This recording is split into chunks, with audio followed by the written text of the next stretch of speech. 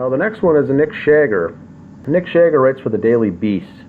He made a comment on his review here from 4/20/17.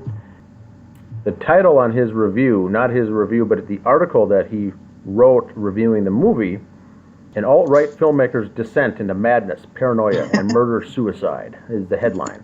A documentary at Gray State examines the story of David Crowley, an Iraq veteran and alt-right filmmaker whose paranoia consumed him. So, right, we get back to your favorite word there, the alt-right. They're trying to spin a political side of this story, right. Left-right paradigm again, using those key words, and basically someone who is consumed by paranoia. They use the word descent into madness.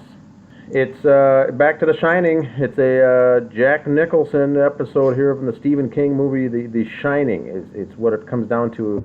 Yeah, here's David. Here we go. And it says the comment, which brings us back to Alex Jones, who appears on multiple occasions throughout A Gray State, thanks to David's fandom.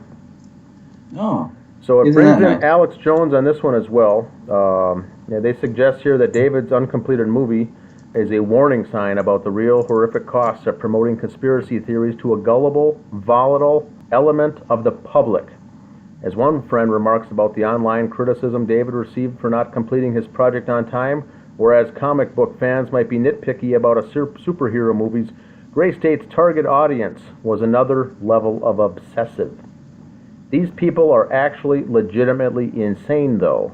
That's the difference.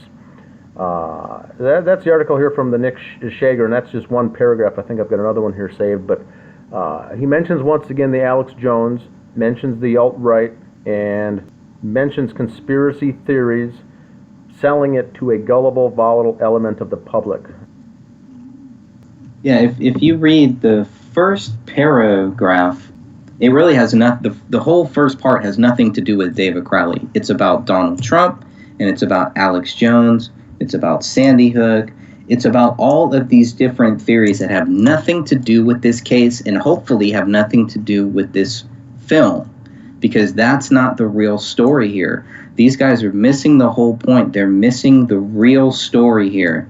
And to me, that is ironic that these people are in these places where they can write these stories and they expect us to take them seriously, but they will not cover the actual story. And why do all of these reviews sound exactly the same? They're worded a little bit differently, but it's basically saying the same thing with the same cast of characters and with the same lies. I mean, there is no alt-right. The alt-right has nothing to do with this. Donald Trump has nothing to do with this. Alex Jones, they have nothing to do with this. It's not about that. It is about, did this guy kill his family and himself, or did he not? That's what I hope that this movie will focus on. I still have high hopes that it will focus on that. And after we watch this movie, that we will walk away wanting to do more research. That's here, what I hope it does. Correct. It says here, too, that it does say that the movie employs an enormous amount of footage shot by David as he prepped his opus, as well as plentiful home movies and interviews with friends, relatives, and co-workers. Eric Nelson depicts his subject as a vet so disillusioned by his combat tours of duty that he became gripped with paranoia about the military-industrial complex's nefarious intentions. Expressing that through his film, he gave a voice to those on the nascent alt-right who spend their days and nights dreaming of violent rebellion in the name of liberty. Oh, right. So we get this vet now so disillusioned by his combat tours. Now they're hinting at PTSD, paranoia, and it mentions the alt-right. So it also goes on to say that the police deemed it a murder-suicide that was pre-planned by David, replete with an iTunes playlist soundtrack created just for the occasion. So it's just a very condescending note here written on the review of a guy who went off the deep end. PTSD, military, paranoia. These words we're hearing is the paranoia types of phrases over and over again. Yeah, and this guy is actually saying that the cops are saying that David created this iTunes playlist just for this, just so he could commit these crimes. Specifically made just that for doesn't this make event. any sense. And that's what he's alluding to here. That's kind of what it sounds like. Yeah, I mean, if I'm reading this right, and it says the word pre-planned. So a soundtrack created just for the occasion leads the reader once again to premeditated events and things that were done way in advance to come up with this murderous rampage. Right. So they're they're alluding to, they're planting the seeds in the heads of the reader that this was premeditated, and it's a slam dunk, open and closed case. Once again, tying it all off in a nice bow for the reader to look at, rather than letting the person watch the movie and come up with their own conclusion. Right, because they never take the time to explain why they think this was pre-planned, and yet at the same time, David snapped. Correct. How do they explain that? Well, they just don't talk about it and hope nobody asks about it. But, of course, people are going to ask about it. They know that a lot of people are asking. They have a responsibility. The police, from the beginning, had the responsibility to give the public as much facts as possible, so that way a lot of people wouldn't be jumping to conclusions and wouldn't, have all of these outlandish theories, blah, blah, blah. But it's just like... and then now it seems like this film is going to kind of, is it going to counter that? Is it going to really answer these questions, or is it just going to kind of gloss over some of these things that we've been very focused on? I'm kind of worried about that too, is that they're going to try to get everybody to focus on something else and not focus on the real story here and the real facts and the real questions. Correct. I agree 100%. It's all meant to distract and derail the person watching watching it, the film, and coming up with these various preset conclusions, rather than being open-minded and exploring and researching what really went on here behind the scenes.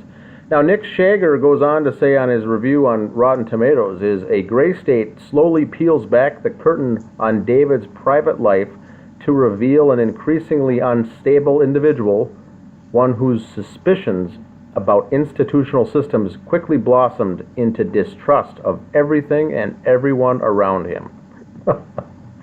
So once again, we see the words, we see the suspicions, the unstable individual, leading here to the psycho, to the person who's lost touch with reality, a sociopath, essentially, distrusting everything and everyone around him. So there are some other key words there from Nick Schager. Did the police see this stuff? Or is there stuff that people withheld from the police, or just didn't bother to tell them? Well, didn't think that it was relevant. That's a good question, because of this 13,000 hours of information. I don't believe the detectives and the investigators went through all that stuff. It sounds like Eric Nelson and his group got their hands on this information and grabbed all of these hard drives and went through them and came up with the good stuff that was gleaned, and put it into a movie in the format of a documentary. So I think they went through and picked and chose the good items there and turned it into a movie that would sell, that would keep people entertained, but not really tell the story of what happened in that home relating to the murders. Yeah, and this writer has got to be one of the worst. First of all, this was published on 4/20. I think he should have waited and sobered up. Correct. Because this whole article begins with Alex Jones and it ends with Alex Jones. Why is he trying to push so hard this tie between Alex Jones and David Crowley? Maybe because a lot of people know who Alex Jones is, or at least have some false sense of who Alex Jones is. And the readers of these websites, the ones who actually go there, doesn't sound like they're fans of Alex Jones. They actually might have some ill will, some hatred towards Alex Jones. So if the author can psychologically, tie David Crowley with Alex Jones, then the people that don't like Alex Jones, well, maybe they won't like David Crowley either, and maybe they won't really look into what happened with David Crowley and his family.